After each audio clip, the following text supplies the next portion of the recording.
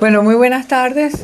Queremos darles las gracias por estar con nosotros con este tiempo inclemente. Su presencia vale oro. Sean bienvenidos al Inter-American Institute for Democracy, que como ustedes saben es el hogar de todas aquellas personas que creen y luchan por la libertad y la democracia en nuestro continente. Hoy tenemos un programa estelar con la presentación de la conferencia sobre el futuro de la Unión Europea, los peligros y los desafíos, a cargo de César Vidal. Nuestro programa comprende una introducción a cargo de Carlos Sánchez Berzaín, nuestro director ejecutivo. Después el orador principal será César Vidal y habrá unos comentarios de María Fernanda Egas. El doctor Vidal es doctor en Historia, es un premio extraordinario, fin de carrera, doctor en Derecho, cum laude, doctor en Filosofía y doctor en Teología. Ha sido galardonado por distintas organizaciones por su defensa de los derechos humanos. Su obra literaria, que cuenta con más de un centenar de libros publicados, ha sido traducida a media docena de lenguas. Ha recibido más de una docena de premios de biografía, ensayo y novela. Colaborador en distintos medios de comunicación en Europa y América, y en la actualidad su programa de radio La Voz es escuchado diariamente por 600.000 personas y cuenta con más de 1.200.000 descargas mensuales en las redes sociales. Hoy él nos va a presentar el tema del futuro de la Unión Europea. En un día muy especial, porque fue hoy precisamente cuando la reina autoriza a Boris Johnson, el nuevo primer ministro de Inglaterra, para que bypassee el Parlamento en todo lo que es la negociación y el acuerdo o desacuerdo del Brexit. Si se leen el Financial Times esta mañana, verán que el Financial Times presenta dos escenarios para Europa en esta época de Brexit. Un escenario, según el Financial Times, es de auge y crecimiento porque Europa, la mayoría de los países de Europa, de cara a este proceso del Brexit, se han dedicado a solidificar sus vínculos comerciales con el este, particularmente con China y con todos los países de la órbita asiática. El otro escenario es que el Brexit va a traer no solamente graves problemas para la economía británica, sino también para la economía europea, y dicen dentro de ese escenario que a lo mejor vuelve a flotar Inglaterra con un acuerdo con Estados Unidos nada más. Sin embargo, los mismos autores de los escenarios en el Financial Times no se atreven a darle probabilidades a ninguno de los dos, lo cual significa que yo creo que nadie sabe realmente lo que va a pasar. Entonces esperemos que César nos aclare todas esas dudas y a lo mejor él tiene un tercer escenario más auspicioso o más siniestro. Con ustedes, don César Vidal. Perdón, con ustedes Carlos Sánchez Berzaín, que va a presentar a don César Vidal. Bueno, calma. Sí, puedes ir.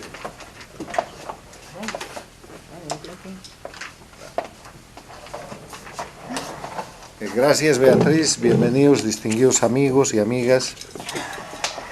Tengo el honor de hacer la introducción a la conferencia El futuro de la Unión Europea, peligros y desafíos, del doctor César Vidal, 4 veces doctor, como ustedes han podido escuchar, que es una de las estrellas del Inter-American Institute for Democracy. César es miembro de nuestro consejo consultivo, es miembro del directorio y es además una de las personas que intelectualmente aporta permanentemente a la discusión y a la dinámica que tenemos en el instituto, con un conocimiento de carácter universal. En el instituto hay expertos en asuntos latinoamericanos, hay expertos en asuntos norteamericanos, hay expertos en asuntos regionales, pero en el caso de César Vidal es un experto universalista, porque lo mismo podemos discutir con él de ciencia política que de teología, y a partir de esas discusiones podemos terminar hablando obviamente de filosofía. Cuando conversamos con César para incorporar una disertación magistral suya a este ciclo de conferencias que el Inter-American Institute está llevando adelante, hemos tenido ya varias conferencias, entre las que podemos citar que han sido tocados temas relativos a la región, a Venezuela, a la situación de las dictaduras. Cuando conversamos, él dijo que quería hablar de la Unión Europea porque es muy importante, no solamente para las Américas, sino para el mundo, lo que va a pasar con la Unión Europea. La Unión Europea, que en su momento fue presentada como un modelo de éxito, hoy día tiene una serie de elementos de crisis y de duda, y en función a lo que hace a las tareas del Inter-American Institute for Democracy, nosotros tenemos un vivo interés en la Unión Europea, en los peligros y los desafíos que afronta, por su modelo, por su democracia, por su economía, por cómo se está manejando la sociedad en Europa, por las crisis que tienen, entre ellas las de migración, que llaman poderosamente la atención, por el tema relativo a la lucha contra la delincuencia y por la política exterior de la Unión Europea, que a veces es diferente a la política exterior de cada uno de los países que la integran, en relación a lo que son los temas centrales de las Américas, sobre todo de la América Latina, que es libertad, democracia, derechos humanos e institucionalidad. La política exterior de países como España, como Francia y otros, ha sido, en mi opinión personal, muy contemplativa, muy condescendiente y a veces hasta cómplice con las dictaduras castrochavistas de América Latina. No hay duda de que las inversiones más importantes en un lugar donde nadie debería invertir porque se violan los derechos humanos, que es Cuba, vienen de España y otros países europeos, y que la Unión Europea tiene una cobertura elegante sobre el tema porque ha estado haciendo reconocimientos a la dictadura cubana. Con Venezuela pasa casi lo mismo, con la diferencia de que han habido algunas expresiones contra el régimen de Maduro, pero el tema económico parece dominar la escena, y en todo caso, pese a que algunos gobiernos de la Unión Europea, algunos países de la Unión Europea han reconocido el gobierno del presidente Guaidó, ahí hay una tensión muy grande porque el castrochavismo logró expandirse a Europa. Y el mejor ejemplo, además de su penetración en Grecia, está en España con el partido Unidas Podemos, que ha sido íntegramente formado, como se ha demostrado legal e históricamente, con dineros provenientes de las dictaduras de delincuencia organizada, de Cuba, de Bolivia, de Venezuela, fuertemente, como parte del proyecto chavista en ese momento de penetrar y tratar de controlar Europa. En esa dinámica, el interés de saber qué está pasando por dentro en la Unión Europea para ver qué cambios pueden haber en la visión hacia las Américas es vital. Y de nuestros integrantes y de la gente a la que podemos invitar en el entorno de la Florida, de los Estados Unidos y de las Américas, estamos nosotros seguros que la persona más capacitada para darnos esa visión y para después poder discutir un poco sobre el asunto es César Vidal.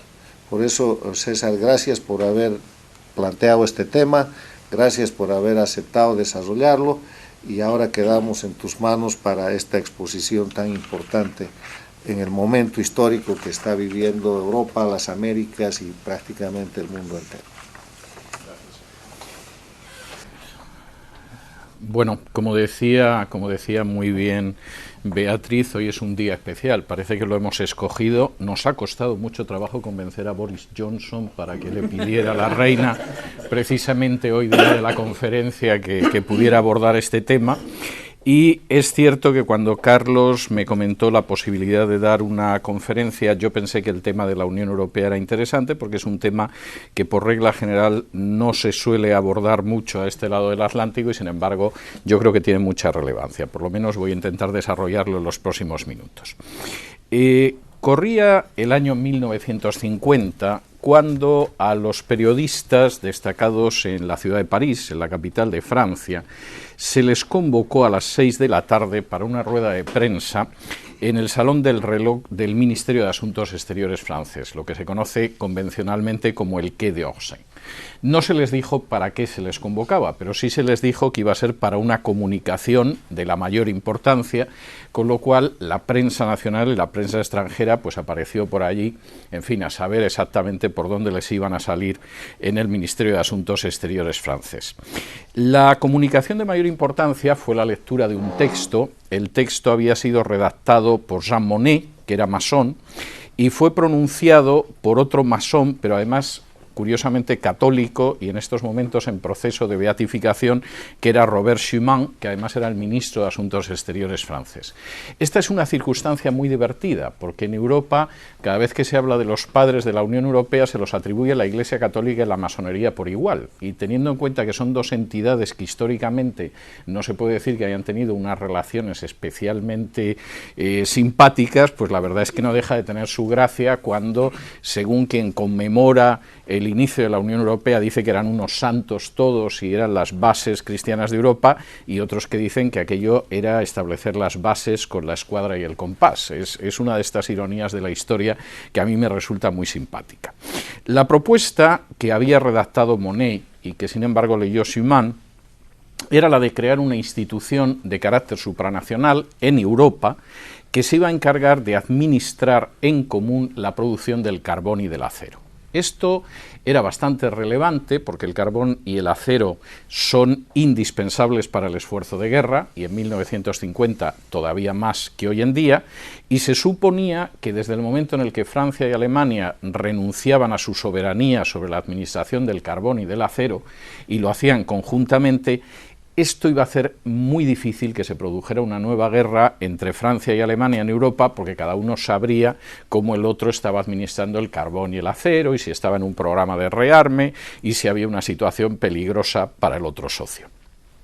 La idea era buena, porque hay que tener en cuenta que aparte de las dos guerras mundiales en las que se enfrentó Alemania con Francia, lo cierto es que la historia europea en buena medida es una historia de enfrentamientos entre Francia y Alemania. Generalmente, sobre todo porque pensamos en las guerras mundiales, identificamos como el agresor a Alemania, pero en términos numéricos Francia ha agredido históricamente más veces a Alemania que al revés. Y por regla general esas guerras, aunque no sea el caso de las dos últimas guerras mundiales, las solía ganar Alemania. En Europa circula un chiste cruel que se plantea con la pregunta de por qué en Francia hay tantos árboles a la orilla de las carreteras. Y la respuesta es porque a los soldados alemanes les gusta desfilar a la sombra, lo cual es algo tremendo, pero da un poco la idea de cómo se veía esa situación. En la práctica, este proceso de crear una unidad supranacional, una entidad supranacional que renunciaba a la soberanía a la hora de gestionar la producción del carbón y del acero, era un paso hacia crear una Unión Europea, y eso se vio prácticamente desde el principio. Esa Unión Europea, tengo que decir que ha ido siguiendo un camino tortuoso. Por ejemplo, Reino Unido tardó mucho tiempo en entrar en la Unión Europea por el veto de Francia, es decir, Francia desconfiaba de los británicos, y desconfiaba de los británicos además porque en el año 1949, es decir, el año justo antes de la creación de la Comunidad del Carbón y del Acero, los británicos habían conseguido enredar a Estados Unidos para crear la NATO.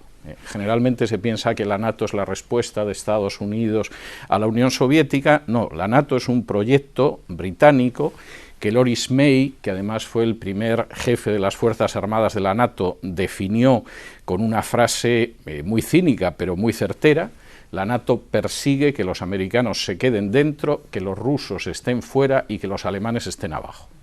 Es decir, Gran Bretaña sale de la Segunda Guerra Mundial convencida de que no va a ser ya la primera potencia del mundo, pero puede jugar un papel muy importante sobre la base de tener a los primos, como se llama a los norteamericanos en las novelas de John le Carré, de su lado. Y entonces la NATO tiene que ser un proyecto en el cual Estados Unidos permanezca en Europa, Alemania no levante cabeza jamás y, por supuesto, Rusia quede excluida del panorama europeo. Rusia y no la Unión Soviética, es decir, la rivalidad también entre Gran Bretaña y Rusia es algo muy anterior a la revolución bolchevique. Esto acaba provocando, más de un lustro después, la creación del Pacto de Varsovia, que considera que, en fin, los planes británicos respaldados por Estados Unidos no son halagüeños y, como todos sabemos, hay todo un periodo de la Guerra Fría en el que no me voy a entretener. Lo que sí es interesante es que el 9 de mayo, a pesar de ser el Día de Europa, no es celebrado por las naciones miembros de la Unión Europea de manera especial. Es decir, si uno pregunta a un italiano cuál es el Día de Europa, a un español, a un noruego, la mayoría no lo saben. El 9 de mayo es muy celebrado en la parte del este de Europa y sobre todo en Rusia, porque es el día de la victoria frente al nazismo, pero el Día de Europa es un día que pasa prácticamente sin pena ni gloria. Tengo que decir que yo le suelo dedicar un editorial en mi programa de radio, pero me consta que es absolutamente excepcional. Es decir, es un tema que realmente para la mayoría de la gente no tiene importancia. Y sin embargo, la Unión Europea es una entidad política, social y económica de no escasa relevancia. En estos momentos la Unión Europea engloba a 28 estados europeos.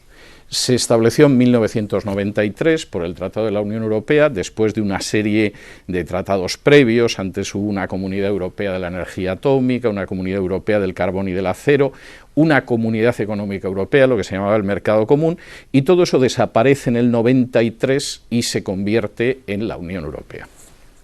Esa Unión Europea, que pretende además tener una política exterior común y una cooperación judicial y una cooperación policial, lo que se suele llamar los tres pilares, finalmente empieza a funcionar en el 2009 de una manera aparentemente más seria, porque ya existía antes el Parlamento Europeo y la Comisión Europea, etcétera, etcétera, de acuerdo con el Tratado de Lisboa.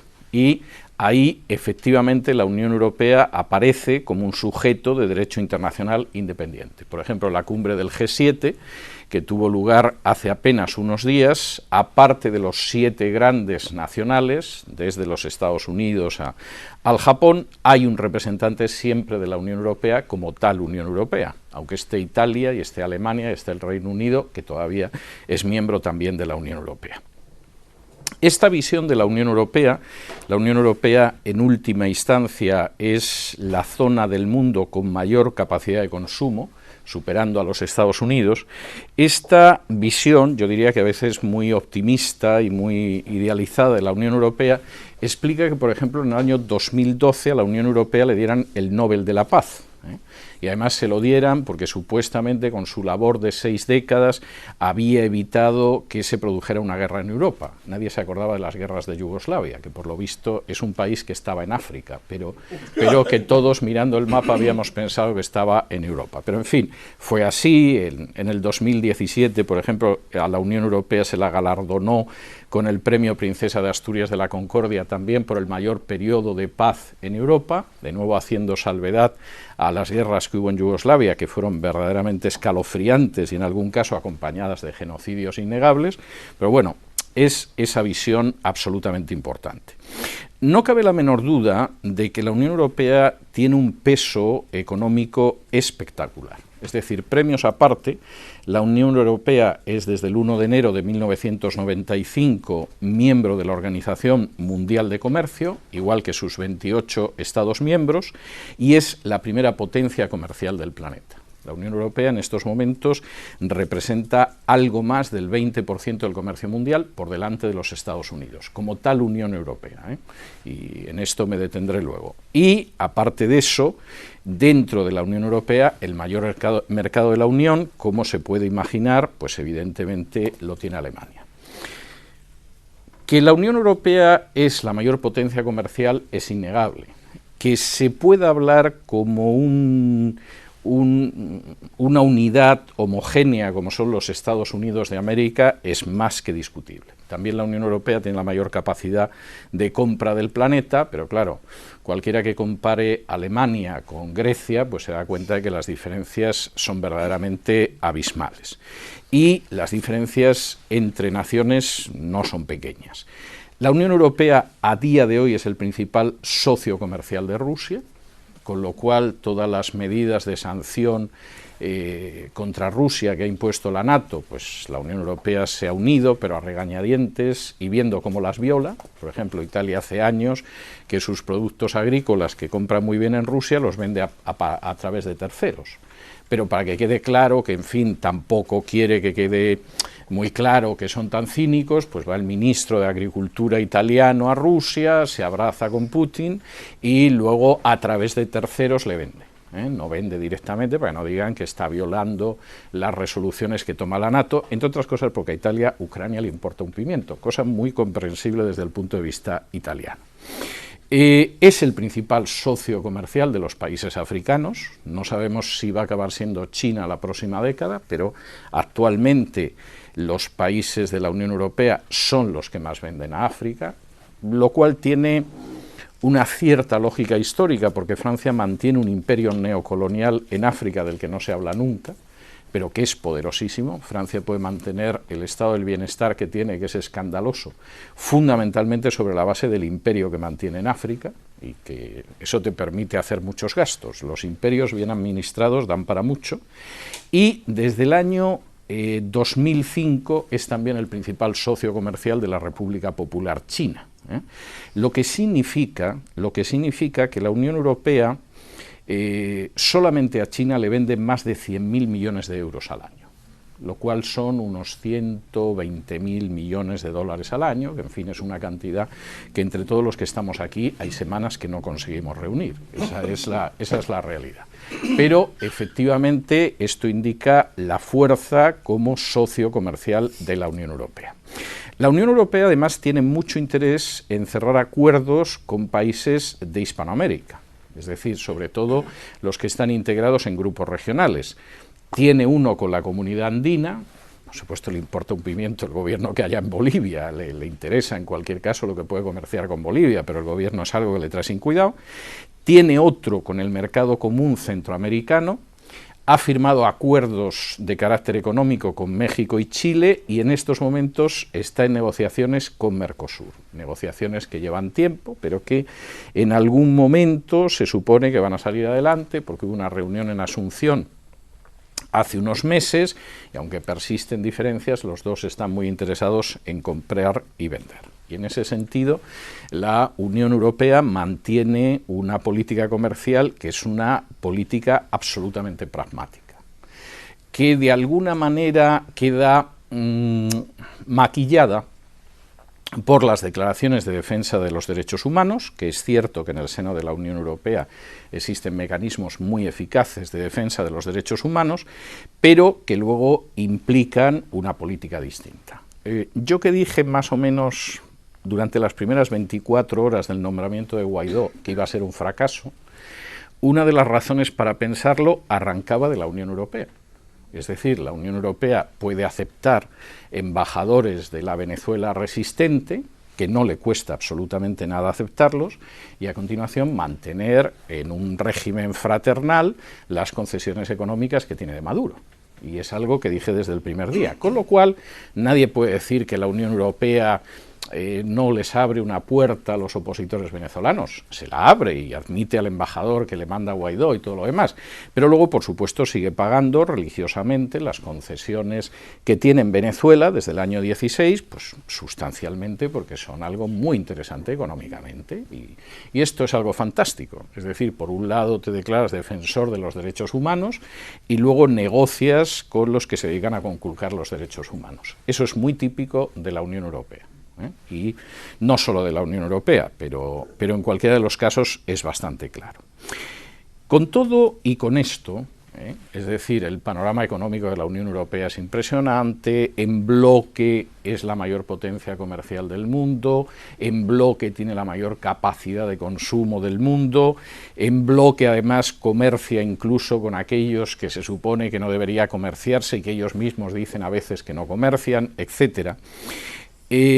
La Unión Europea tiene además otros elementos, luego mencionaré de pasada, que son muy positivos. Es decir, tiene un mecanismo de derechos humanos muy riguroso dentro de Europa, tiene una justicia supranacional en Europa que es absolutamente extraordinaria. Por ejemplo, todas las violaciones de derechos humanos que se producen en España y en otros países de la Unión, los tribunales de la Unión Europea los tumban.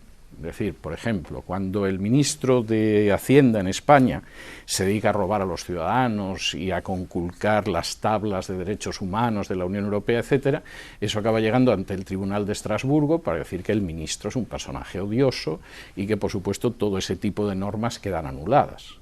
Cuando el Tribunal Supremo en España decide dar la razón a los bancos en contra de la razón que tienen los usuarios de los bancos, pues se llega hasta el Tribunal de Justicia de la Unión Europea y dice que es una vergüenza lo que ha hecho el Tribunal Supremo en España y que esa sentencia la tiene que anular y que el Tribunal Supremo no puede permitir que los bancos españoles, por muy poderosos que sean, roben a los ciudadanos españoles. Entonces hay una enorme garantía en ese sentido dentro de los tribunales de la Unión Europea y en otros casos, pues cuando de pronto la justicia nacional, de nuevo el caso español, que es uno de los países más sancionados por la justicia europea, decide machacar a un periodista para favorecer a un político, pues los tribunales españoles van dando la razón al político hasta que llegan a la justicia europea y la justicia europea dice que eso es una vergüenza y que como no se les cae la cara y que eso no se puede hacer. De modo que aparte del elemento económico y comercial, el cuadro de derechos humanos y además el respaldo de los derechos humanos en los tribunales en Europa es admirable. Posiblemente hasta podría ser el mejor del mundo. Con todo, y este sería el panorama bueno, en mi opinión la Unión Europea tiene un futuro pésimo y yo tendría que decir que es un gigante con pies de barro.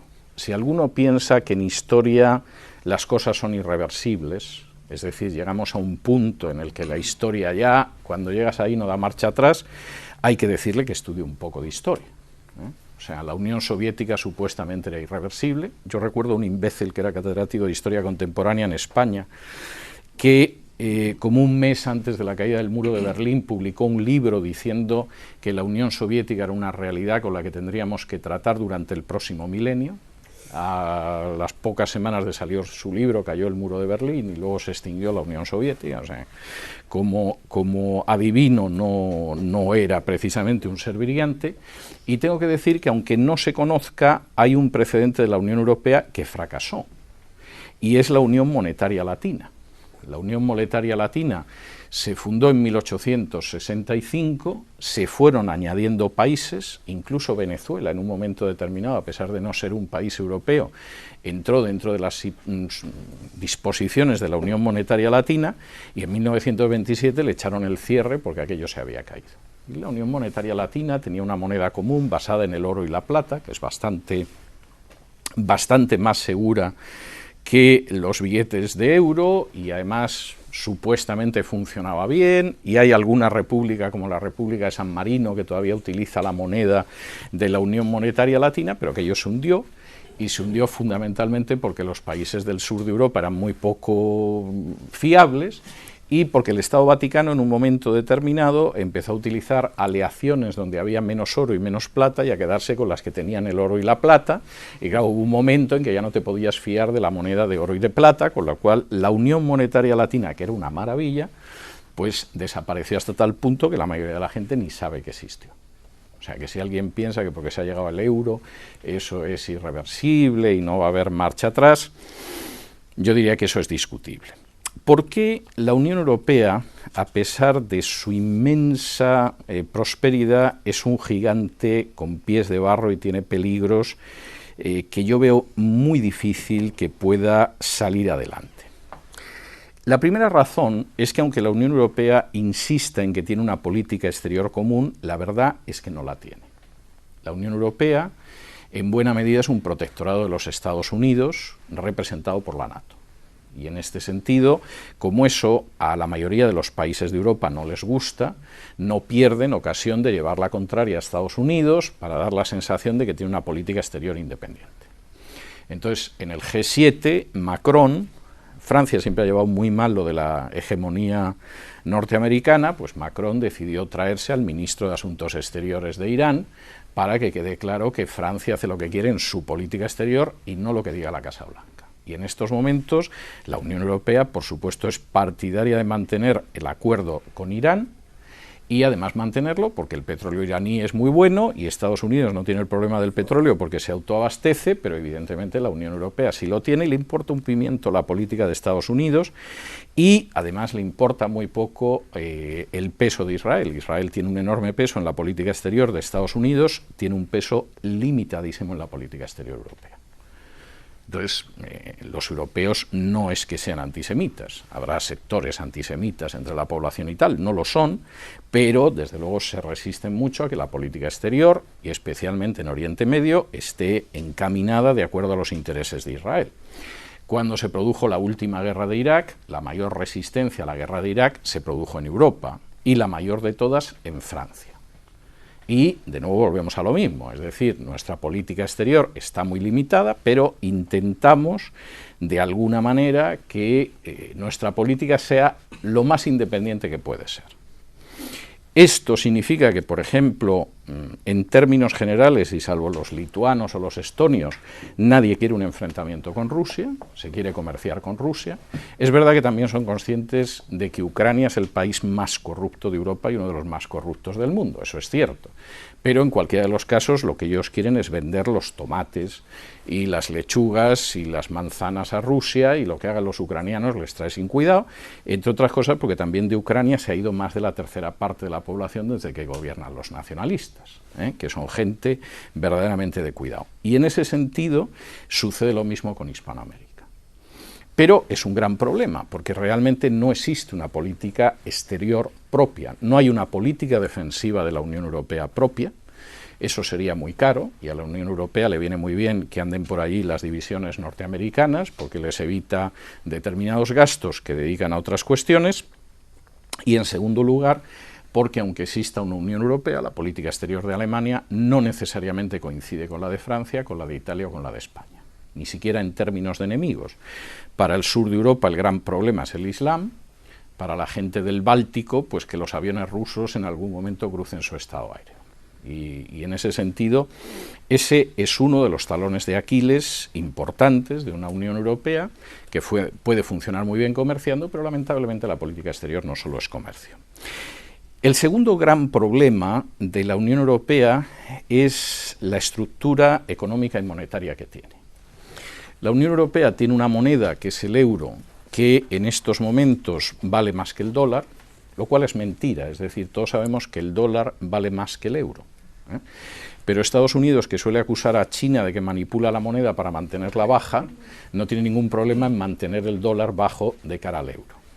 Y entonces esa moneda, que es el euro, y que es una moneda fuerte, es una moneda concebida para favorecer fundamentalmente a Alemania. Alemania es un país exportador y la existencia del euro permite que Alemania exporte en una moneda que vale mucho menos de lo que valdría el marco. Si Alemania conservara el marco alemán, con la economía que tiene y la economía exportadora que tiene, el marco tendría un precio que dificultaría sus exportaciones, con lo cual tiene un euro y están absolutamente encantados de la vida, aunque ese euro esté por encima del dólar. Todavía les da mucho terreno para jugar. Eso sí, esto crea unos problemas con las economías del sur, que van ahogadas con el euro, como es el caso de España, de Portugal, de Italia, de Grecia, no digamos, y explica que haya habido países que, aunque te acepten el euro, no están dentro del euro, como Polonia, o que junto con el euro que te aceptaban mantuvieron la libra esterlina, como es el caso de la Unión Europea. El euro implica una sobrecarga que si eres Alemania, o eres Dinamarca, o eres Noruega, pues puedes llevar, pues en fin, son gente de orden, y si eres España, Italia, Grecia, Portugal, pues vas absolutamente ahogado. Y esto hace que verdaderamente la tensión sea muy grande. Entre otras cosas porque esos países del sur, que no son especialmente disciplinados en cuestión de gasto, etcétera, etcétera, no pueden devaluar su moneda para salir adelante de la crisis económica. España devaluaba la moneda alegremente durante el periodo de la transición porque existía la peseta, pero no puedes devaluar el euro. Y entonces eso te coloca en una situación difícil. En tercer lugar, y esta es una situación verdaderamente inquietante, existe una diferencia muy marcada entre el norte y el sur. Es decir, esa diferencia entre el norte y el sur del continente americano, a la que yo ahora mismo estoy dedicando una serie de artículos en la página web de este instituto, se da también en Europa, aunque algunos no lo vean tan claro. Y esa diferencia realmente hace que la vida sea muy difícil para los indisciplinados sureños. Porque, por ejemplo, en el caso de España, salvo en la época de Aznar, no ha habido ningún presidente que cumpliera con la normativa europea. ¿Hola? Con la normativa europea en materia económica. Es decir, cuando Felipe González dejó el poder, no cumplíamos ni uno solo de los criterios de convergencia económica con Europa. Aznar consiguió en apenas unas semanas que los cumpliéramos, pero eso pasó a la historia. Es decir, con Rodríguez Zapatero nos desmadramos, con Rajoy nos desmadramos todavía más, y bueno, ahora con Pedro Sánchez ya esto es el desmadre por antonomasia, y eso se repite en el caso de Italia también, de Grecia, etc. Hasta tal punto, la gente del norte, hombre, procura contenerse a la hora de emitir calificativos, pero tiene claro lo que es la gente del sur, que en la época de gobierno de Rajoy, del que hay gente que para mí de manera sorprendente habla bien, en la época del gobierno de Rajoy, la Unión Europea creó un organismo específico para vigilar las cuentas de España, porque eran conscientes de que el ministro de Hacienda, Cristóbal Montoro, mentía a la Unión Europea. Y entonces crearon un organismo que se llamaba la AIREF, que era la Autoridad Fiscal Independiente. Claro, ustedes imagínense que aquí en Estados Unidos, de pronto Washington decidiera crear un organismo contable para vigilar las cuentas de Idaho, porque claro, ya sabemos que en Idaho son unos sinvergüenzas y nos falsean las cuentas. O sea, es algo implanteable, eso desafía la imaginación. En el caso de España sí, porque el ministro de Hacienda, por ejemplo, los gastos, para que no se notara el déficit, los pasaba al año siguiente. Como el que tiene una tienda y no quiere que dé la impresión de que la tienda pierde, y entonces todas las facturas las pasas al año siguiente y parece que la tienda tiene ganancias. Esto, que en una persona que tiene una zapatería es una vergüenza, imagínense en una nación de una cierta altura, y la Unión Europea pues creó la AIREF para que persiguiera al ministro, que se dedicó a negarle los papeles a la AIREF y que no tuvo más remedio que ir al Tribunal Supremo para que le diera los papeles el ministro, porque no había quien supiera cuáles eran las cuentas en España. Si comparan esto con el funcionamiento de Gran Bretaña, o de Suecia, o de Alemania, ya se pueden imaginar las tensiones que hay en el seno de la Unión Europea, donde, claro, no puedes decir a esta gente que se comporta de una forma inaceptable, pero todo el mundo sabe que se comportan de una manera inaceptable, y ese es un gran talón de Aquiles. Con un gasto que además va creciendo y con unos países del sur que últimamente piden que exista un sistema bancario común para que las deudas que ellos tienen las paguen también los que tienen una economía más disciplinada, pues ya se pueden ustedes imaginar que esto buen ambiente no crea, precisamente. El cuarto problema, junto con la ausencia de una política exterior común, junto con una economía y un sistema monetario que fundamentalmente fortalece a Alemania, junto con esa disparidad entre el norte y el sur, fundamentalmente porque en el sur son muy poco serios a la hora de la contabilidad, hay un cuarto gran problema, que es la inmigración masiva procedente de naciones islámicas. Ahora, esta es una cuestión que, como todo, en Europa y en Hispanoamérica, es muy fácil echarle la culpa a Estados Unidos. O sea, como ha habido unas guerras en Oriente Medio, en las que ha estado Estados Unidos, pues claro, los líos que organiza Estados Unidos en Oriente Medio tienen como consecuencia que llegue toda esta gente a Europa, y entonces esos líos que organizan los gringos, allí los yanquis, pues los tenemos que pagar los pobres y sufridos europeos. Hay una parte de verdad en el sentido de lo que ha sido la última crisis siria y la crisis de Irak, pero tengo que decir que este es un problema que se ha buscado Europa y en el que ustedes me van a permitir que me detenga algún minuto más, porque me parece interesante para ver hasta qué punto la Unión Europea tiene futuro, o la Unión Europea lo que tiene es un futuro de color hormiga. Permítanme que haga algo de historia en este sentido. En el año 1923, un conde, el conde Ricardo Nicolás von Coudenhove-Kalergi, que era hijo de un noble austrohúngaro, como no es difícil imaginar con ese apellido, y de una japonesa, publica un libro que se llama Pan-Europa, 1923, periodo de entreguerras, donde describe un plan para ir hacia una Unión Europea que se llamaría Pan-Europa, el todo Europa. Esto no pasaba de ser una locura del hijo de un noble austrohúngaro y de una japonesa, si no fuera porque al año siguiente, en 1924, Louis de Rothschild, es decir, el jefe de la rama francesa de los Rothschild, le presenta a Coudenhove-Kalergi a un banquero que se llamaba Max Warburg, que estaba dispuesto a financiar el movimiento Pan-Europa. La familia Warburg tiene una novela tremenda que no se va a escribir nunca y una serie de televisión que nunca era Netflix, porque era una familia judía que daba dinero a Hitler también y al movimiento Pan-Europa, en fin, estaban un poco en todos los caldos que había, y lo cierto es que Max Warburg le ofreció darle a Kalergi 60.000 marcos de oro en los próximos 6 años y además le conectó con otros banqueros como era Paul Warburg o como era Bernard Baruch, ya banqueros que actuaban también al otro lado del Atlántico. En 1924, en ese mismo año, y con el dinero que te da Max Warburg, que no era ninguna tontería, Coudenhove-Kalergi fundó una publicación que se llamaba Pan-Europa, de la que fue el editor y el colaborador principal hasta el año 38, que ya con la Segunda Guerra Mundial en puertas aquello no podía seguir. Lo que escribió Coudenhove-Kalergi en estos años es enormemente interesante.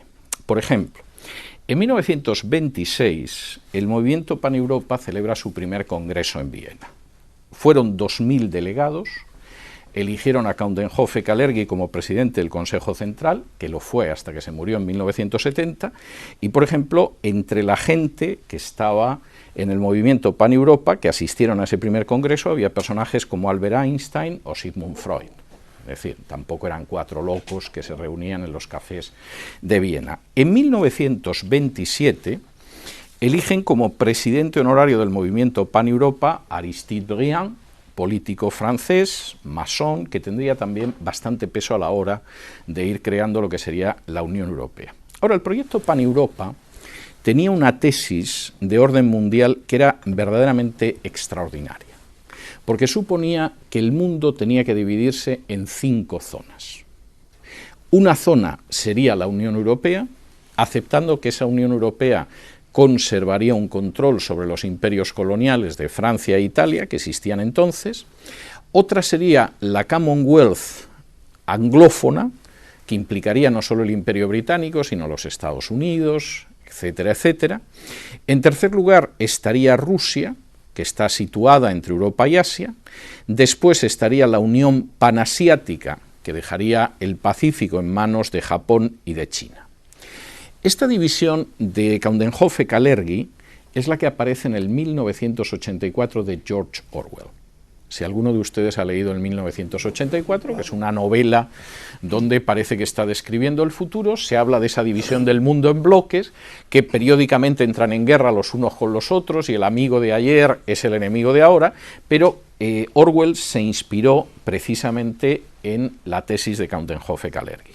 En 1925, Coudenhove-Kalergi además describía en un libro que se llamaba Praktischer Idealismus, el idealismo práctico, el futuro que iba a tener Europa.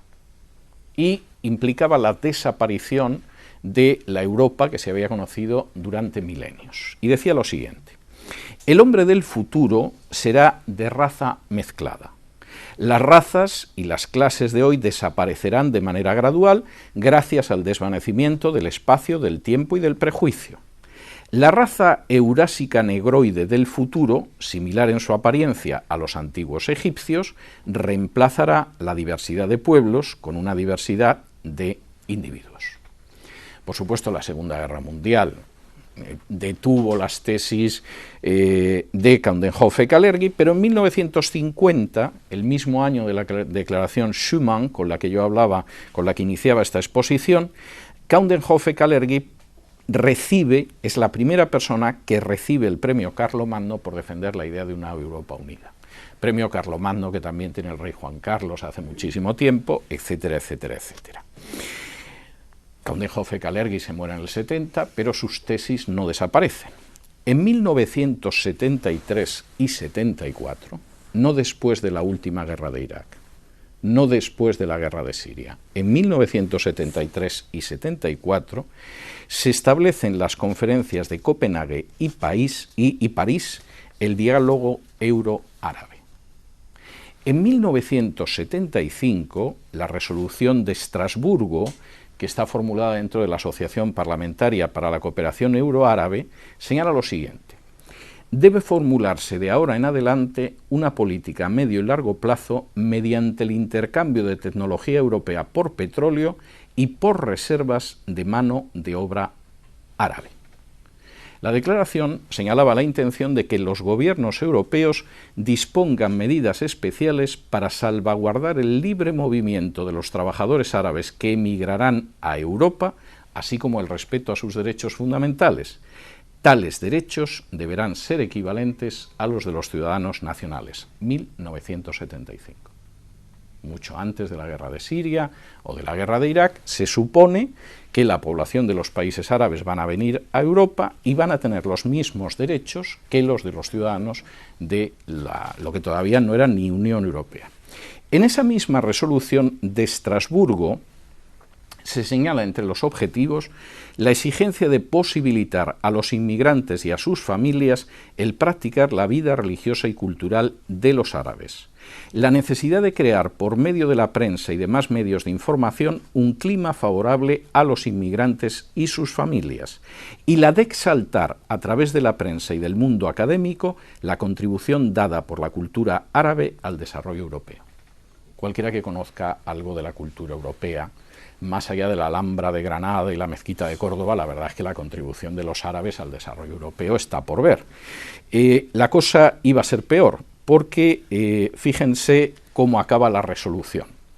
Junto al inalienable derecho a practicar su religión y mantener estrechos vínculos con sus países de origen, los inmigrantes tendrán también el de exportar a Europa su cultura, es decir, el derecho de propagarla y difundirla. 1975.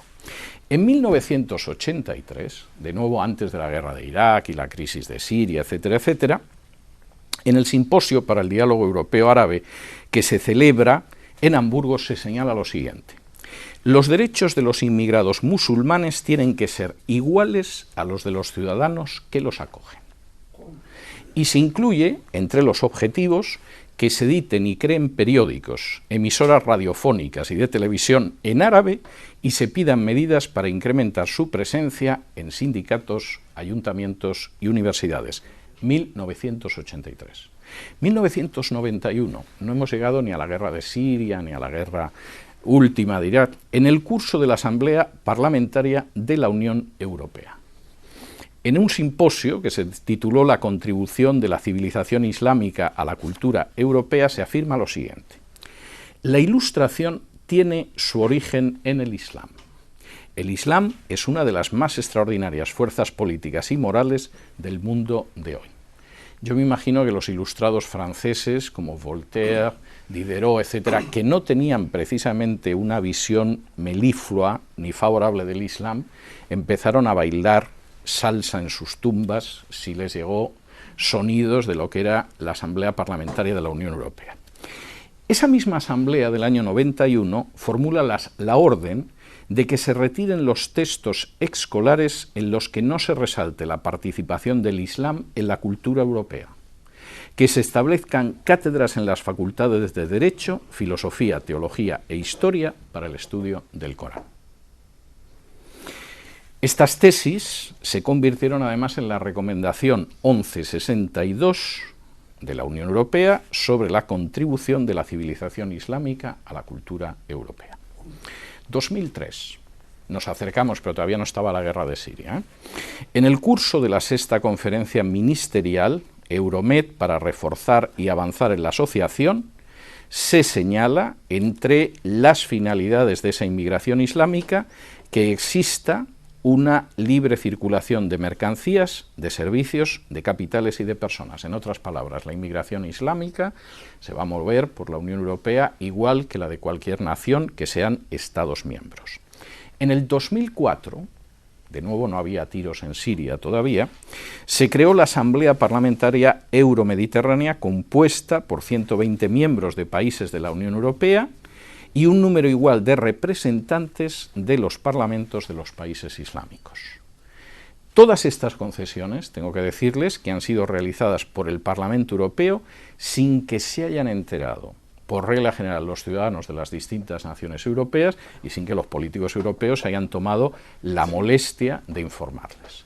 Luego sí, luego efectivamente ha habido guerras en Libia, en Irak y en Siria y ha seguido viniendo gente, pero esto es algo que venía planeándose de manera muy clara, incluso con instrumentos legales desde hace muchas décadas. Concluyendo, lo cual quiere decir que voy a tardar como 3 o 4 minutos en acabar y supongo que esto va a ser un alivio.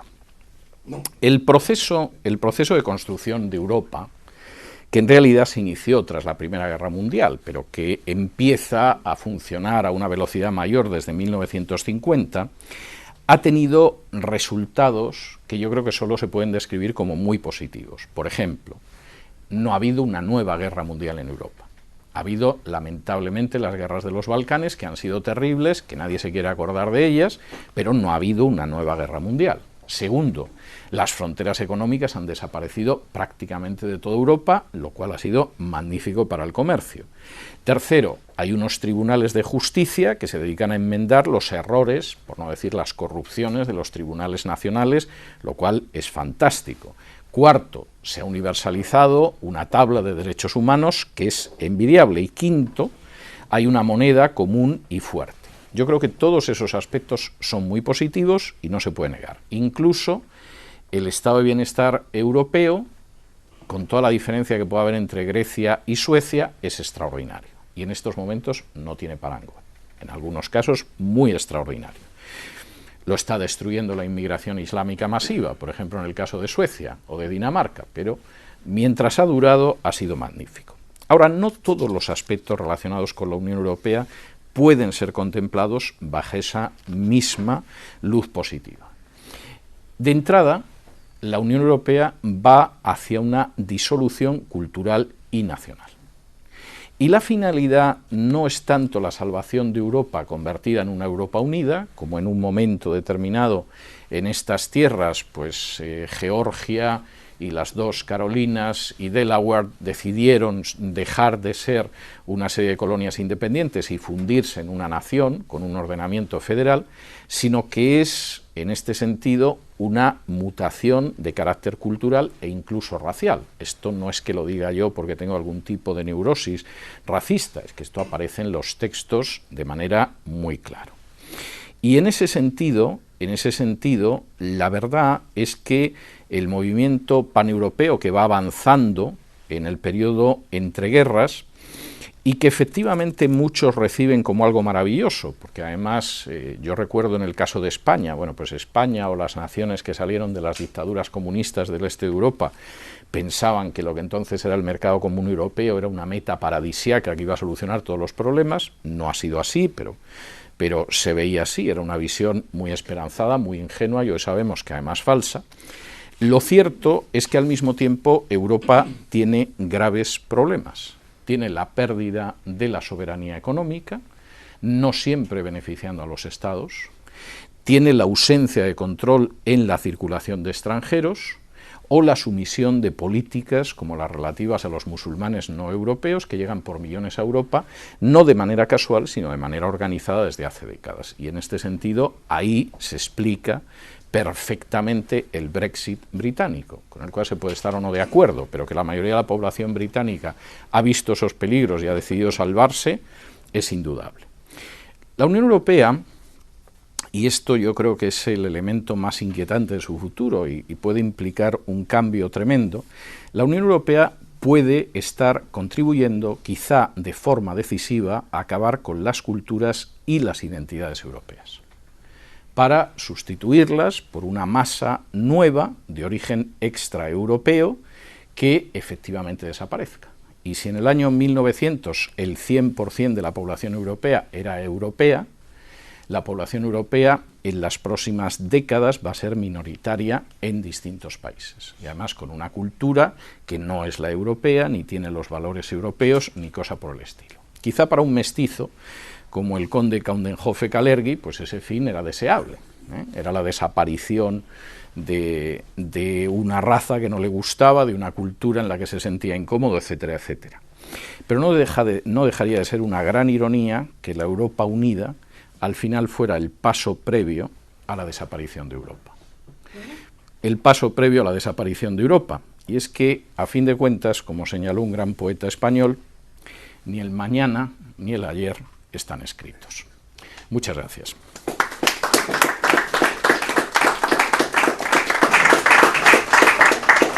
No sé si tenemos tiempo para alguna Muchísimas pregunta. gracias por esa erudita y brillante conferencia, don César. Ahora vamos a tener unos breves comentarios de la periodista y miembro de nuestra junta directiva, María Fernanda Egas, y después podemos abrir un periodo de preguntas corto con preguntas, no exposiciones, por favor. Sí.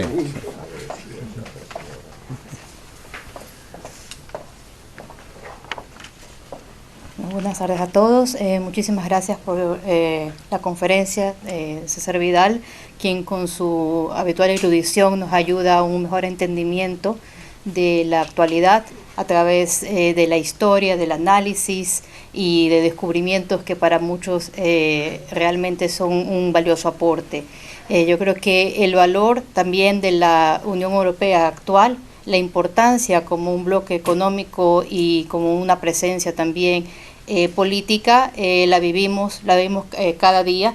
Acabamos de pasar el G7 con precisamente la propuesta de Estados Unidos de que se reincorpore a Rusia ante la incomodidad precisamente de Europa. Tenemos también comentarios del presidente Macron, que por ejemplo coincide con la visión de César Vidal de que la hegemonía y la supremacía occidental está prácticamente condenada a desaparecer. Es de vital importancia entender que la Unión Europea también ha tenido esta presencia con los bloques, diferentes bloques a nivel mundial, y que ¿qué vaticinios podríamos tener en caso de que la Unión Europea empiece a tener efectos como el Brexit, que es uno de los principales temores que se dio a partir de esa decisión del pueblo británico? Vamos a abrir el micrófono ahora porque ya están levantando la mano, y también tenemos las personas que están en línea. Entonces vamos a aceptar preguntas de las personas en línea. Claro, ¿Sí? le daremos la palabra a César para que él conceda aquí el uso de la palabra. Mira, como dice Beatriz, seré breve.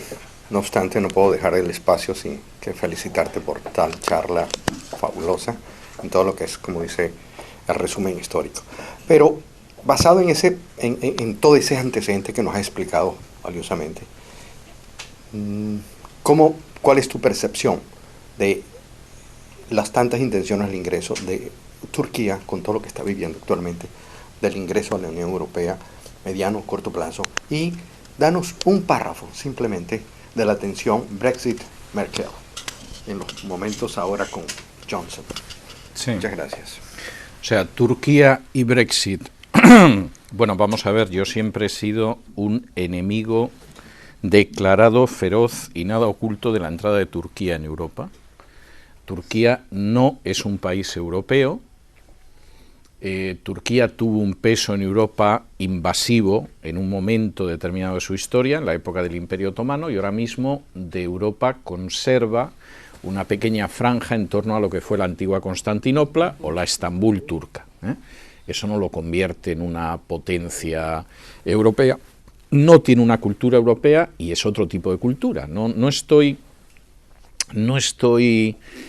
haciendo un juicio negativo sobre el Imperio Otomano, porque el Imperio Otomano tenía cosas muy positivas. Por ejemplo, era bastante más tolerante, por ejemplo, que España.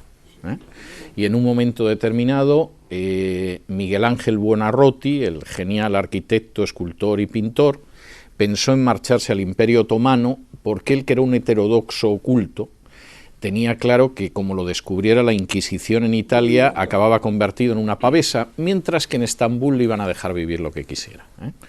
Entre medias, el Papa decidió que le pintara la Capilla Sixtina, cosa que le agradecemos los amantes de la historia del arte, pero Miguel Ángel tenía pensado marcharse al Imperio Otomano porque era más tolerante dentro de la intolerancia de la época. De modo que yo no tengo una visión negativa del Imperio Otomano, me parece muy interesante, etcétera, etcétera, pero no es una cultura europea y no tiene ningún sentido integrarla en Europa. Hubiera implicado además un desequilibrio tremendo, porque Turquía tiene 100 millones de turcos. Claro, inyectar 100 millones de turcos en la Unión Europea provoca un desequilibrio todavía más acelerado. Entonces, cuando como consecuencia de la guerra de Siria finalmente Turquía decidió que mantenía su política y no la política que quería dictar Estados Unidos, etcétera, etcétera, pues evidentemente eso nos hizo un gran favor porque eso frenó la posibilidad de entrada. Pero yo soy contrario. Ahora, para la gente que en un primer momento, hace unas décadas, decidió que entrara todo el este de Europa, que no tenía que haber entrado, salvo alguna excepción, porque no son países que se puedan asimilar todavía, en términos económicos, no estoy hablando en términos culturales, pero salvo Hungría y Chequia, poco más. Es decir, esos países en circunstancias normales no hubieran entrado, entraron sobre todo por la presión de Estados Unidos de vamos a extender la NATO hasta las fronteras rusas y a cambio ustedes los meten en la Unión Europea. Entonces se produce ese intercambio.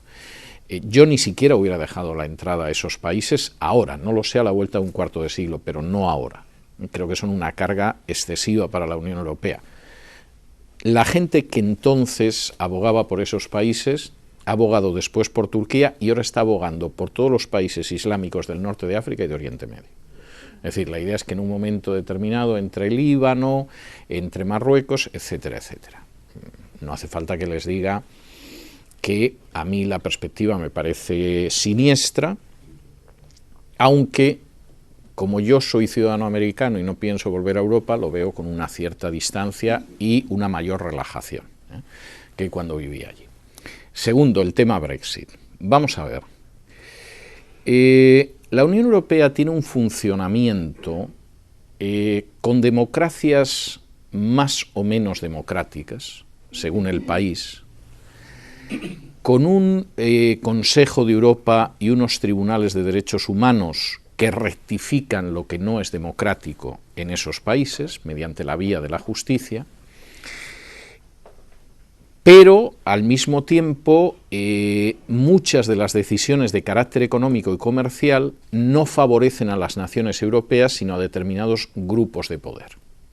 Entonces, Europa habla muy a favor del libre comercio, pero esto del libre comercio ya se sabe que llega hasta donde nos toca los aranceles.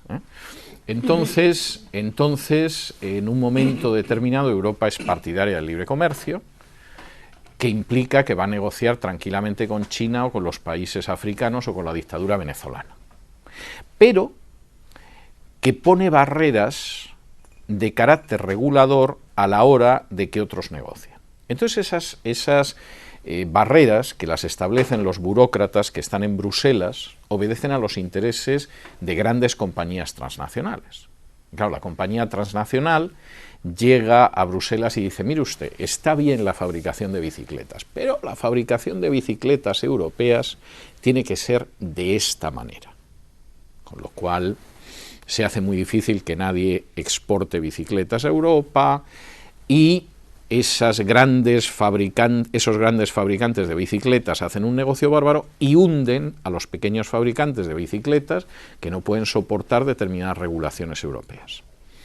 ¿Qué significa esto en el caso de Gran Bretaña? Esto significa en el caso de Gran Bretaña que, por ejemplo, muchos pequeños y medianos fabricantes, que son bastante importantes, pero siguen siendo pequeños y medianos fabricantes en relación con lo que pueden ser las grandes compañías transnacionales, se han visto arruinados por las regulaciones europeas.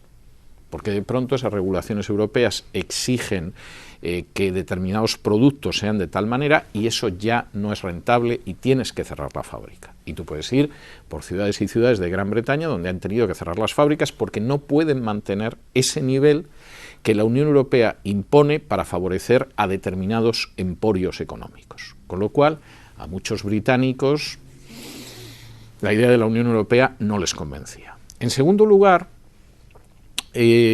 Gran Bretaña es consciente, como cualquiera que sepa algo de economía, de que en el momento en el que no tienes una soberanía sobre tu moneda, no puedes articular una serie de mecanismos de defensa. Es decir, si mi economía va mal y yo tengo una moneda y quiero exportar, a nadie le gusta devaluar su moneda, pero a lo mejor la devaluación de la moneda me permite salir de esa situación porque impulso las exportaciones. Pero si mi moneda, aunque no se corresponda con mi economía, es una moneda muy fuerte, a mí me hace polvo las exportaciones. Y eso, sobre todo para países que no son muy disciplinados en el terreno presupuestario del déficit, como es España, como es Grecia, como es Italia, etcétera, evidentemente es un golpe muy fuerte, también para Gran Bretaña, que en un momento determinado tuvo a la libra esterlina de rodillas por las especulaciones de George Soros. Y que, por supuesto, en una situación así, pues el estar uncida al euro, aunque sea la mitad, porque siguen conservando la libra, los coloca en una situación vulnerable y no la quieren. Tercero, y esto seguramente ha pesado en los británicos tanto o más que las otras dos razones, tienen la sensación de que les están quitando el país. Entonces, vamos a ver, tú te paras en una calle de Londres y lo que no ves es ingleses. El alcalde de Londres es un musulmán que no es un inglés, es decir, si fuera como Cat Stevens, que en un momento determinado se convirtió al Islam y ahora es el hermano Yusuf, en vez de Cat Stevens, pues bueno, pues bien, vale, como si te da por hacerte Hare Krishna o testigo de Jehová, o yo qué sé. Pero no, es una población que no lo es. Tú tienes barrios ya de Londres que son barrios de pakistaníes, igual que tienes zonas de Cataluña que ya parece que estás en Marruecos, y tienes barrios en la capital de Suecia donde la policía entra en convoy, como en Kandahar, porque no se atreven a entrar en coches de patrulla separados. Y entonces, cuando tú hablas con muchos británicos que tienen más de 50 años, lo que te dicen es, este no es mi país, me están quitando mi país, y no quiero morirme viendo la desaparición de mi país. Entre gente más joven, bueno, digamos que se han ido acostumbrando un poco a esa situación. Pero, sobre todo a partir de los 50, la sensación es mi país está desapareciendo y no veo la razón por la que mi país tiene que desaparecer. Entonces, cuando en un momento determinado tú le dices a la gente, bueno, vamos a ver, usted se queda o se va, mayoritariamente vota que se va. Y cuando tú llegas a esa situación, entonces hay infinidad de mecanismos para obligar al sistema político a que desprecie la voluntad popular. Pero eso en Gran Bretaña no funciona. Eso lo puedes hacer en Colombia. En Colombia tú sometes a referéndum un plan de acuerdo con la guerrilla y lo apoya el Papa Francisco y lo apoya Obama y lo apoya el rey Juan Carlos. La gente vota de todas formas en contra y llega el presidente, que para eso le han dado el Premio Nobel de la Paz, y le importa la voluntad popular un pito. Y no pasa nada, porque para eso está el sur del Río Grande. Pero claro, en Gran Bretaña todos los intentos de que los británicos den marcha atrás, nadie se ha atrevido. Llegan a la Cámara de los Lores y dicen, hombre, pongan ustedes un poco de orden, ¿no? Porque aquí las masas han votado en referéndum que nos vamos, pero esto a ciertos sectores de las élites nos puede perjudicar, y los Lores dicen, no, esta gente lo ha votado, hay que respetar la voluntad popular. Y llegan al Tribunal Supremo británico y dicen, oiga, a ver si puede usted pensar en algo para que, aunque han votado que sí, sea que no. Y el Tribunal Supremo británico dice, no, oiga, por favor, aquí existe una cosa que se llama el Rule of Law, que se cree usted que es esto, España. Y entonces, pues evidentemente siguen. Y luego las condiciones de salida serán unas, serán otras. Los británicos están intentando hacer lo posible para no pagar lo que tienen que pagar, cosa que yo comprendo, Pero en cualquiera de los casos, evidentemente, esto sigue adelante y la razón fundamental es que la gente quiere conservar su país. Ahora, yo supongo que en ciertos medios, como en este país, donde todo el mundo puede insultar a las otras razas siempre que no seas blanco, es decir, puede ser un supremacista hispano, puede ser un supremacista chicano, puede ser un supremacista negro y puede ser un supremacista marciano. Pero te denominan supremacista blanco y ya puedes ir pensando dónde te escondes, en algún lugar de las montañas de Tennessee o algo así, ¿no? Pues eso a lo mejor cuesta entenderlo, pero los británicos quisieran conservar su país, si es posible, y van a seguir en esa vía. Bueno, yo voy a hablar. El tema es que en la exposición de este panorama europeo que has presentado, nos gustaría saber un poco más sobre dos factores que son importantes, el tema de la población y la natalidad. No, ¿Cuán sí. europea es Europa hoy día y cuándo Sí. eso se va a acabar? Sí. Porque ahí viene la pregunta de cuántos años le quedan a Europa como cultura occidental. Muy bien. Una generación apenas. Vamos a ver, y los cálculos demográficos se han hecho ya. Vamos a ver, les voy a poner un ejemplo para que lo entiendan. Hace unos años, los nacionalistas catalanes, que son una especie de biotipo peculiar, típicamente español, por otro lado, aunque les moleste, deciden que la inmigración que van a recibir en Cataluña va a ser islámica. ¿Por qué? Pues hombre, porque si vienen de Hispanoamérica hablan español, que es un pecado mortal para el nacionalismo catalán, y además si hablan español porque su origen es ecuatoriano, peruano, etcétera, ¿cómo van a aprender catalán que no lo habla ni siquiera el 50% de la población de Cataluña? Aunque sea la única lengua tolerada en el Parlamento catalán, en el gobierno catalán y en los medios de comunicación en Cataluña, donde tú vas a que te hagan una entrevista y te hacen la entrevista en catalán, y tú contestas en español y te siguen entrevistando en catalán. Esto es surrealista, o sea, parece una película de Chaplin, ¿no? Parece una escena del gran dictador. Entonces decidieron que preferían inmigrantes del norte de África, porque la gente que viene de Marruecos o de Argelia, pues acabará aprendiendo catalán, ¿eh? Y el español no es su lengua madre.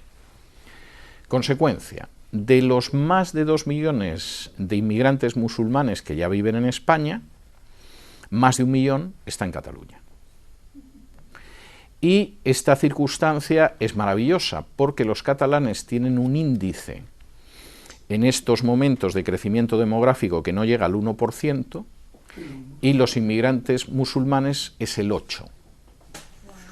Con lo cual, el panorama es un panorama absolutamente extraordinario. O sea, el panorama que se va a producir es verdaderamente extraordinario. Esto está haciendo, porque claro, estos procesos hay un momento en que nadie lo ve. Es más, cuando tú dices que viene el lobo, todo el mundo dice que no. Claro, de pronto aparece el lobo y empieza a morder las pantorrillas de la gente y entonces hay quien se asusta. Esto hace que, por ejemplo, ahora mismo Barcelona, en un plazo de tiempo muy breve, se haya convertido en una ciudad enormemente insegura. En lo que va de año ya ha superado holgadamente el índice de asesinatos del año pasado, de todo el año pasado. Y tiene delitos violentos prácticamente cada pocos minutos. El metro de Barcelona, que era un metro que estaba muy bien, es un metro en el que se han constituido partidas de vigilantes para enfrentarse con la delincuencia y asegurar la seguridad en los vagones. Todo esto en contra de la alcaldesa. Claro, que tú te subas a un vagón de metro y que tu seguridad dependa de una partida de vigilantes que llevan una camiseta que los identifica como vigilantes, es para echarse a temblar. ¿Qué pasa en otros países? Holanda, en la siguiente década, los holandeses ya van a ser minoría. A lo mejor la mayoría de los holandeses están muy contentos. Holanda era un país maravilloso, era. Vamos a ver lo que sucede cuando en la próxima década ya los holandeses sean menos del 50%. Y en el caso de otras naciones está siendo el final del estado del bienestar. Por ejemplo, Suecia. Suecia era el sueño de mi juventud. Quiero decir, en la época de mi adolescencia, Suecia era el país maravilloso. O sea, eran demócratas y además eran socialistas. Tenían un sistema de bienestar extraordinario. Pero además había elecciones libres y prensa libre. Y además las suecas eran unas mujeres impresionantes, casi parecía que no eran de verdad. como decía mi padre, es de estas mujeres que yo estoy convencido de que después de fotografiarlas para las revistas las matan, porque yo no las veo nunca por la calle. Entonces Suecia era paradisiaca. Seguramente no lo era tanto, pero como Dinamarca, Noruega, etcétera, eran países extraordinarios en cuanto a la calidad de los servicios sociales. En Suecia, por ejemplo, en los últimos años, en las últimas décadas, se fueron cerrando las prisiones porque no había delitos. Es decir, era un país además muy seguro y las cárceles se fueron cerrando y dedicándolas a otras labores sociales, etcétera, porque es que no había delitos. Entonces empiezan a llegar los musulmanes. Ya hay zonas de Estocolmo, que es una ciudad muy bonita y hasta ahora muy limpia, que controlan por completo, donde la policía no se atreve a entrar. Pero luego tienes multitud de ciudades en Suecia donde la gente vivía seguramente de la forma más paradisiaca que puedas vivir en este planeta y encima en un país tan al norte, donde hace mucho frío. Entonces la gente se jubilaba a una edad muy temprana, con unos servicios médicos gratuitos y absolutamente extraordinarios, con unos vecinos que son educados y corteses y todo lo demás, y decían, bueno, pues los últimos 30, 40 años que me queden de vida después de la jubilación voy a vivir muy bien cuidado, muy bien atendido, con una pensión digna, con un cuidado médico extraordinario, en ciudades que no son muy grandes, a lo mejor ciudades donde puede haber 20, 30.000 personas, un sitio maravilloso, ¿eh? Como Naples, pero sin sol, y con más seguridad y con mejor medicina. Bien. Pero de pronto te llegan 1000 inmigrantes musulmanes y se acabó la seguridad en la calle. Y la casa en la que vives ya no te la compra nadie. Porque no es decir, bueno, vendo la casa y me voy a vivir a otro sitio donde no hayan llegado. No, nadie quiere comprarte esa casa. ¿Por qué va a ir a vivir allí donde ya no hay seguridad en las calles? Y donde te pueden asaltar. Y entonces eso está significando el final de Suecia. Suecia en la próxima década se puede convertir en un estado fallido. O sea, y de hecho hay varios estudios que apuntan en esa dirección. ¿En cuánto tiempo has dicho? La próxima década. Hay algunos que dicen que ya es un estado fallido, pero yo creo que es un poco alarmante. Voy a poner otro ejemplo, que este es muy típico en España y es maravilloso, los MENAS. MENAS. Los MENAS son las siglas de menores no acompañados, en su mayoría procedentes de Marruecos. El gobierno nacionalista de Cataluña ha decidido dar a todos los MENAS hasta que cumplan los 23 años una asignación mensual de casi 700 euros, aparte del alojamiento, el cuidado médico gratuito, etcétera, etcétera. Los MENAS se han triplicado en los 2 últimos años, cosa que yo comprendo, porque si estás viviendo miserablemente en Marruecos y te ofrecen darte dinero, no controlarte, darte alojamiento, darte medicinas, etcétera, etcétera, pues invades España otra vez, como pasó en el siglo VIII, y todos están contentos. Pero claro, los MENAS se agrupan y se dedican a delinquir y a violar en masa. Entonces, el fenómeno de grupitos de 5, 6, 3, 4 MENAS que sorprenden a una muchacha y la violan colectivamente, o que atracan, o que asaltan ancianos, o que te ocupan viviendas, ese es un fenómeno de todos los días ya, y en toda España. Entonces, por poner otro ejemplo, de los pocos ministros europeos que han decidido enfrentarse con esto, está Salvini en Italia, que es el ministro del Interior. Entonces Salvini ha decidido que no asaltan su país, cosa que yo creo que es lo que tendría que tener claro cualquier ministro del Interior de cualquier país del mundo. Es decir, aquí podrá venir gente que no se interese que venga, pero usted no puede invadir mi país. Y más cuando existen unas mafias que se dedican a hacer el traslado bajo cobertura de ONG hacia los países europeos. Entonces Salvini ha dicho que no entra nadie. El Papa lo ha criticado y ha dicho que es un hereje y todo lo demás, porque el Papa está en que, como él dice, en derribar muros y construir puentes, siempre que no sea el muro del Estado Vaticano, ¿eh? Porque ese no ha bajado ni un ladrillo de altura, ¿eh? ¿Qué sucede cuando Salvini ha cerrado las puertas? Pues hombre, que las mafias de tráfico de seres humanos se han dado cuenta de que no pueden llegar a Italia porque no se lo consiente el ministro del Interior y se van a España. Y el último episodio es un barco que venía del norte de África, que podía haber perfectamente desembarcado en Túnez, pero claro, si desembarca en Túnez no pueden atacar a Salvini porque es un fascista y un nazi, etcétera, etcétera, que Salvini ha dicho que no, y que al final hemos mandado a un barco de la flota española a que recoja a los que van en el barco. Entonces, esta es la situación en Europa, con una Europa que no crece, o sea, los países que tienen un cierto crecimiento demográfico son minoría, pero el caso de España es el peor, está absolutamente a la cola de Europa, y con una invasión de este tipo, Europa va a desaparecer en una generación, pero es simplemente un cálculo demográfico, no es otra cosa. Y además con un esfuerzo enorme para que la población europea no crezca. O sea, esto tiene además otros pilares por otro lado. Entonces, aquí se está produciendo un fenómeno de sustitución. Yo no creo que todos los fenómenos de sustitución sean negativos. Seguramente en términos históricos ha habido fenómenos de sustitución muy positivos. Pero no tengo la sensación de que sea el caso de Europa. Y lógicamente hay gente que se resiste, y los británicos se han resistido. Y como posiblemente los británicos siguen siendo el pueblo europeo con una tradición democrática más clara, pues son los que han dicho hasta aquí hemos llegado, y nos vamos. Y asumimos el irnos. Señor César, ¿y cuál es la base, el bienestar que va a otorgar el aceptar estas inmigraciones? No hay ninguna base salvo la gente que en un momento determinado le viene muy mal reventar el mercado de trabajo. Pero claro, vamos a ver, para que tú tengas gente a la que explotas recogiendo peras en Lérida, Cataluña, el daño que esto hace al sistema es colosal. Vamos a ver, en el caso de España, que por razones obvias es el caso que yo conozco mejor, España en realidad no ha necesitado nunca inmigración, por una sencilla razón. Cuando en España las cosas van muy bien económicamente, como el caso de la era Aznar, tenemos un 10% de desempleo. O sea, esa es la cifra maravillosa en España.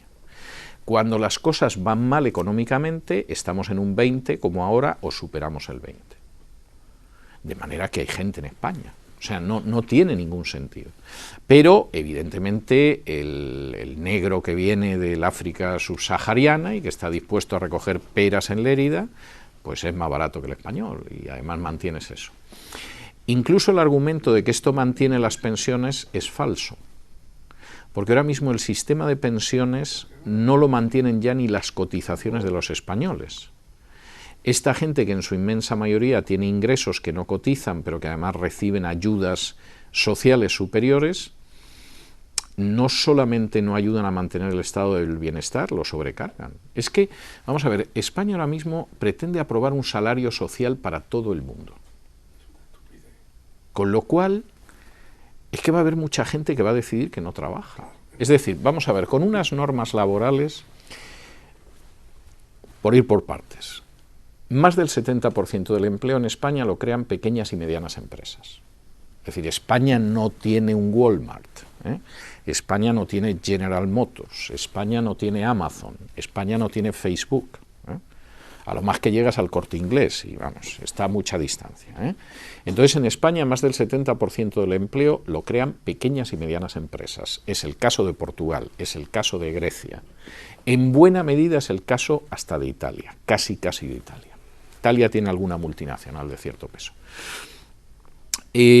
Las leyes laborales en España hacen que tú no contratas a un trabajador, tú es que te casas con el trabajador. Es decir, la manera en que tú tienes que indemnizar al trabajador si lo despides hace que muchísima gente mantenga al trabajador con pérdidas, porque la indemnización que tiene que darle al trabajador es tan brutal que te trae más cuenta perder el dinero de pagarle el salario que despedirlo. Y mientras tanto vamos tirando a ver qué pasa. Con ese panorama, que es un panorama terrible de leyes laborales, etcétera, etcétera, pues tú además sobrecargas más el estado del bienestar con gente que sabe que simplemente llegar a España le abre la puerta para vivir a costa de los contribuyentes, que pagan los impuestos más altos de Europa, con la excepción de Suecia, pero a una distancia enorme de lo que ha sido el sistema sueco. Y por supuesto los españoles no tienen hijos, porque con un panorama de ese tipo, ¿cómo te vas a arriesgar a tener hijos? Entonces, hay zonas de España que ya en estos momentos no ves un español, incluso en Madrid. El otro día me escribía un amigo que es extranjero, pero de un país del este de Europa, y me decía una serie de barrios de Madrid, si sales a esos barrios ya no ves españoles, no hay españoles, en Madrid. En otras zonas de costa, etcétera, etcétera, pues evidentemente los han sustituido tremendamente. Tú tienes zonas de Granada que parece que has vuelto al siglo XV antes de la entrada de los Reyes Católicos. O sea, porque incluso vas pasando por las tiendas, hablan en árabe, etcétera, etcétera. Bueno. Entonces, esa es una realidad. Tienes barrios de Barcelona en esa misma situación. Y además a esa gente la financias. Por ejemplo, hace un par de años, el partido político Vox publica la lista de ayudas al alquiler de la Comunidad de Madrid. Es decir, lo que sería aquí el gobierno federal de la Florida, pues es el gobierno de la Comunidad de Madrid, entrega ayudas para el alquiler a gente que se supone que no tiene medios. De la gente que había, todos se llamaban Abdellah, Yusuf, Mohamed. No había un español.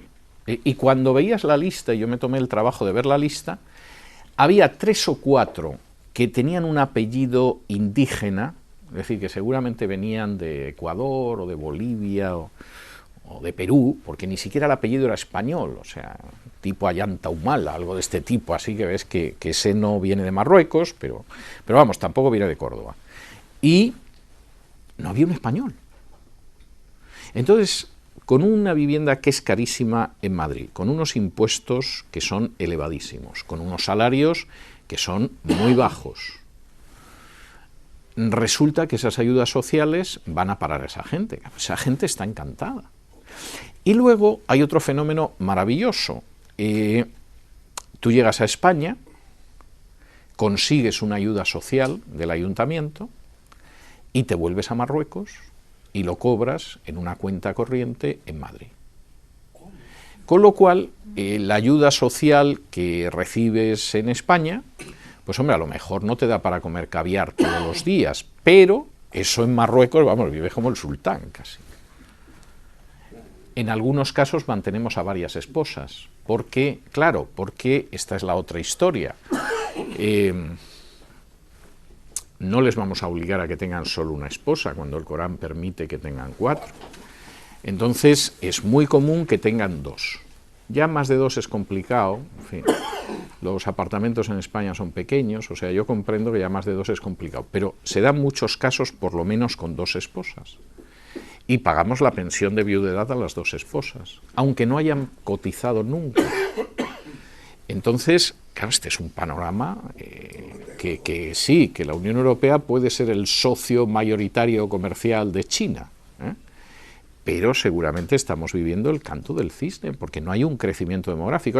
Hay una serie de naciones que ya en la próxima década la población de esa nación pasa a ser minoría. Y es el caso de Bélgica, es el caso de Holanda. Francia todavía no, pero Francia no le va a llevar una década, pero seguramente le va a llevar 2. O sea, tiene una situación.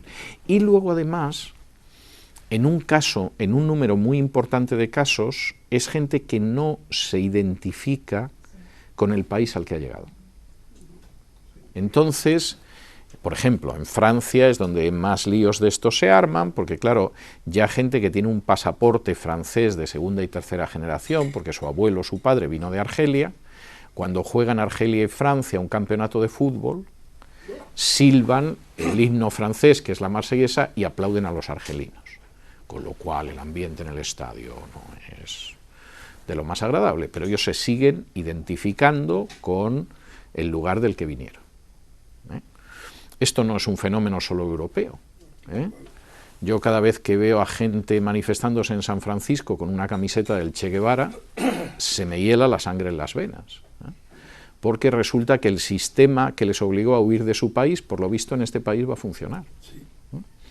Entonces, claro, estamos hablando de situaciones bastante serias. Pero, vamos a ver, salvo que se produzca un milagro, y yo sinceramente no percibo por dónde puede aparecer el milagro, La Unión Europea tiene una generación, no más de una generación. Y algunos países van a verse en una situación muy difícil antes del paso de una generación, ya en la próxima década. Una pregunta. Sí.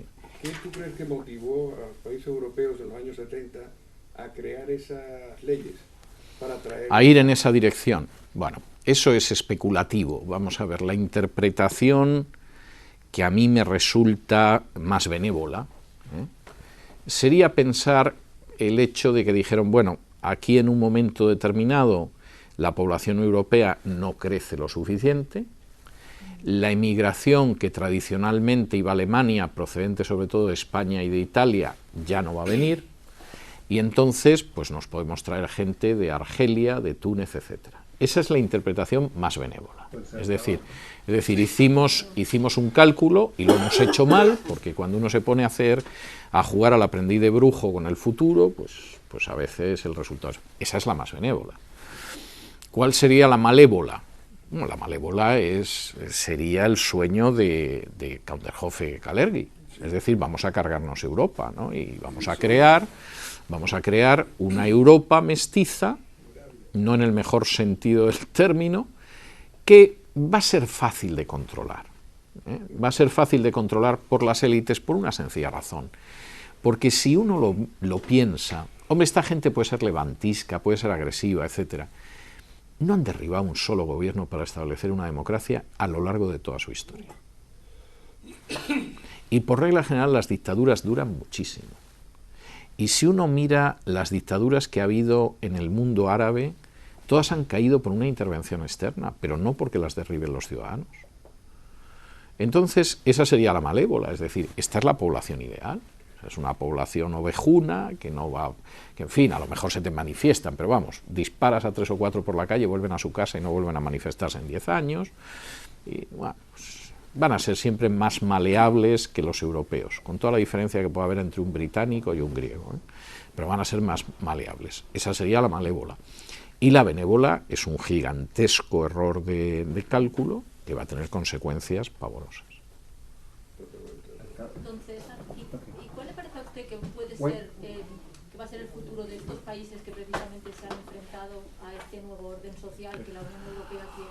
Bueno, van a intentar resistir. Es que, claro, lo que pasa que es navegar contracorriente. Vamos a ver. En el caso de los británicos, la mayoría lo tienen claro. O sea, a mí me importa muy poco lo que piense la gente que hace negocios con la Unión Europea y las grandes multinacionales, porque yo no quiero que me quiten mi país. Bien. Hay países más pequeños que resisten. Para mí un caso es el de Hungría, que son 8 millones. Es que, claro, los húngaros desaparecen. Es que 8 millones es el Gran Miami.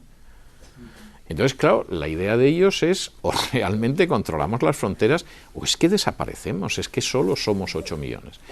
¿Qué sucede? Yo lo comentaba en un programa de televisión hace 2 o 3 días que estuve. Bueno, pues que Orbán se ha convertido en uno de los grandes villanos. Es decir, los grandes villanos, todos sabemos que son Donald Trump, Bolsonaro, Orbán y ahora ha aparecido Boris Johnson, que encima dicen que se peina como Trump, que debe ser el signo capilar de la maldad, ¿no? Y entonces, pues esa es la situación que hay. Pero quiero decir, yo leo a Orbán, al que vota más del 70% de la población del país, al que se acusa de ser de extrema derecha, y no es verdad, porque la extrema derecha en el Parlamento húngaro está, pero es muy pequeñita. Y Orbán es increíblemente popular, pero porque los húngaros no quieren desaparecer. Ahora, es un villano, como es un villano Trump, y como es un villano Bolsonaro, y como es un villano cualquiera, como es un villano Salvini, y por supuesto, pues es un villano cualquiera que no esté de acuerdo con esta política, ¿no? Y es un santo varón el Papa Francisco. Gracias. Bueno, muchísimas gracias, y con este tono un poco apocalíptico No, que no, predice la desaparición de Europa, terminamos este foro. Gracias.